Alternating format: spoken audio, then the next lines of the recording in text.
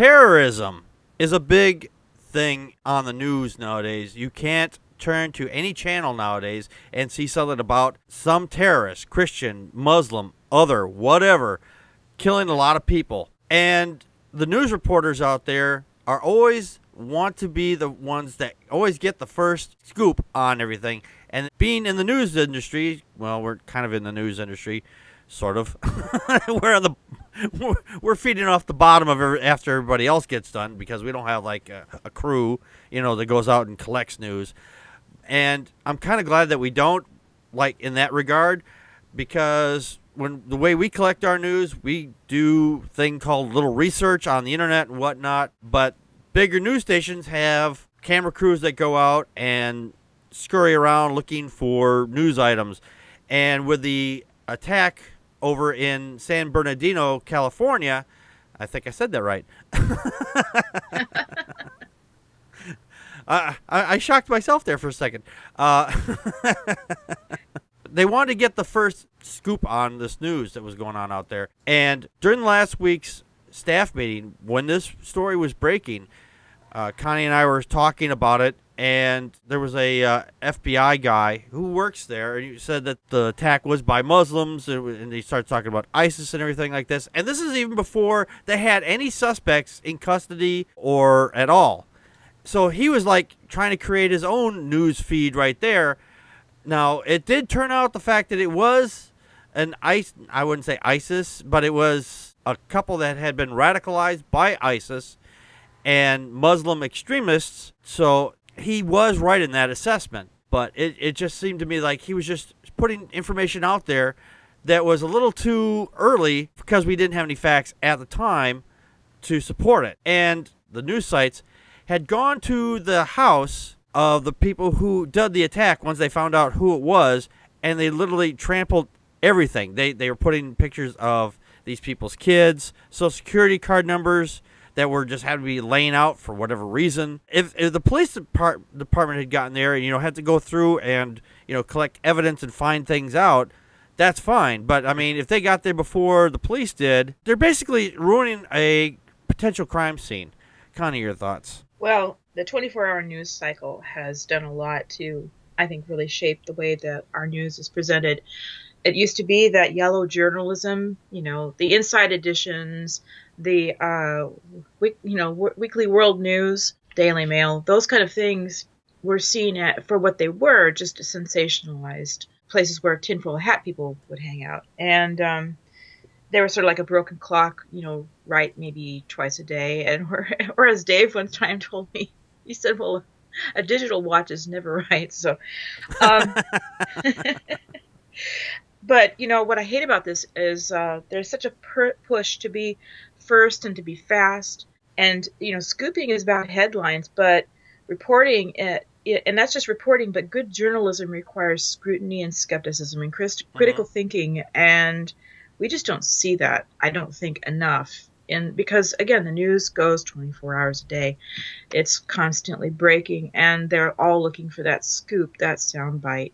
Yeah. This crime scene the FBI claimed that they were done, but it doesn't matter. I mean, they could still have messed up any kind of future trial. They don't know where the mom is, the grandmother with the baby. What if they've messed something else up? I can't believe how irresponsible this was. Yeah. Dave, your thoughts? Yeah, I mean, irresponsible is the word for this sort of. I don't even really want to call it journalism. It's the clickbait mentality and generation that we're in right now, where. I mean, people get their news from slideshows on the internet, and I mean, Connie was hitting the nail on the head as far as it's this 24-hour news cycle. It's the change from journalism to commentary, really, where everyone's speculating about the news instead of reporting the news. Yeah. Then everybody's got to be first in line. We live in the age of the internet, so everything is instant. I mean, Twitter is the fastest place to get any kind of news for something that's happening live. Absolutely, yeah. Twitter has been called the nerve center of the internet because, like as you said, you're getting constant updates going on and on and on, and you could just follow any feed, or anybody that just, has their finger on the pulse of what's going on out there, and you're going to get information about stuff before it even hits your local newspaper or your local TV station. Absolutely. And if these people who their personal information was broadcast live, I mean, if it turns out that they have no connection and yet they end up getting their identity stolen or something like that, I mean, it's going to be the news outlets. What was it, MSNBC? Yes, yes, MSNBC, it was. Yep. That was It's MSNBC, yeah. I mean, they're going to be culpable for that. Yeah. Yeah. Because they later apologized for broadcasting the Farbrooks. As they should. Yeah, and the driver's license and social security cards found in the apartment, as well as family photos. And it strikes me that if the FBI had already completed their investigation, what the hell are they looking for? Right. I mean, what are they going to find that's going to be relevant to the story if the FBI has already cleared everything that's relevant to the story? Yeah. And it's just gawkers along the side of a highway looking at a train wreck. Yeah, exactly. It kind of reminds me. There's this old movie. It was UHF with Weird Al, because I'm kind of a fan. He does this segment for his TV station where they break into Al Capone's glove compartment, and they rip it out. It's like, oh my God, road maps! I mean, that's the kind of mentality that's going on here. Is that they think they've got to have the scoop of every little detail of everything that's going on inside their house. And a lot of it is just not newsworthy. It's just like, oh my God, they have toothpaste. Can you believe it? They brushed their teeth. Right.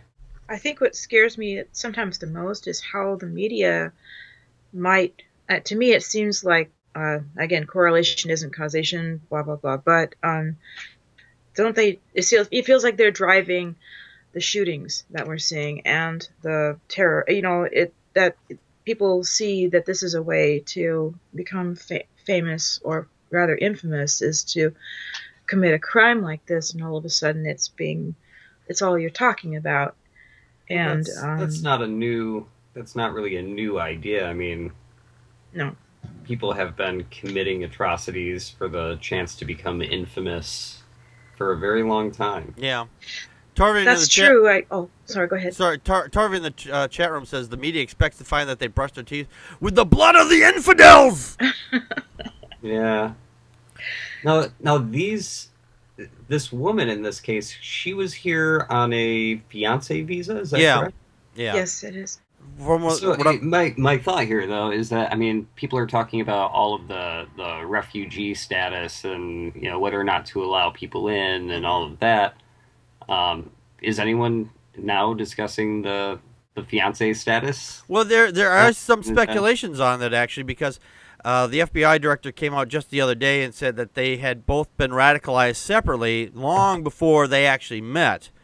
Right. And there was some speculation. I'm putting this out there. There was some speculation that perhaps I'm just asking questions, damn it. Right, exactly.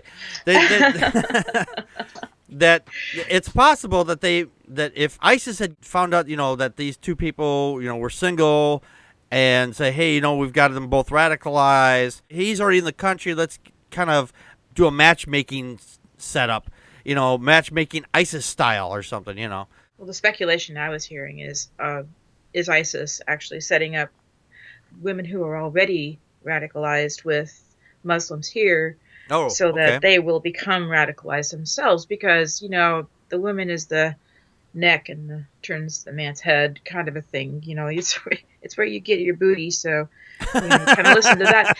I shouldn't make light of it, I guess, but I've heard that speculation. I go, well, that's just speculation, but it's an interesting idea because of how humans. They're setting up dating sites, and instead of OkCupid, it's OK Caliphate. There was one thing that kind of bothered me when I was watching all this news feed on this, is kind of going off on a small tangent here. There was this lady reporter. She asked the same question to multiple guys that were like, hey, there was a woman involved in this. Isn't this unusual that women are actually grabbing a gun and attacking with their guys?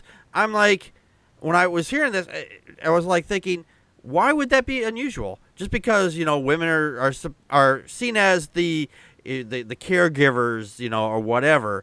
And it's like, well, just because she had a kid doesn't mean that she doesn't have ideas of her own, and she can't just pick up a gun and say, hey, I'm going to help my husband go and do a thing. There's been a lot of incidents this throughout history. Bonnie and Clyde, for example. Well, yeah, it's true that that women are less inclined to violence than men statistically. I think they get away with it more. That's just. I mean, there are many instances of women perpetuating violence, and frankly, most of them have to do with religion. Yeah. Tarver in the chat room here says, wife, hey, la la la, boom, husband, boom indeed. Any last thoughts on this? Poor taste. Too soon.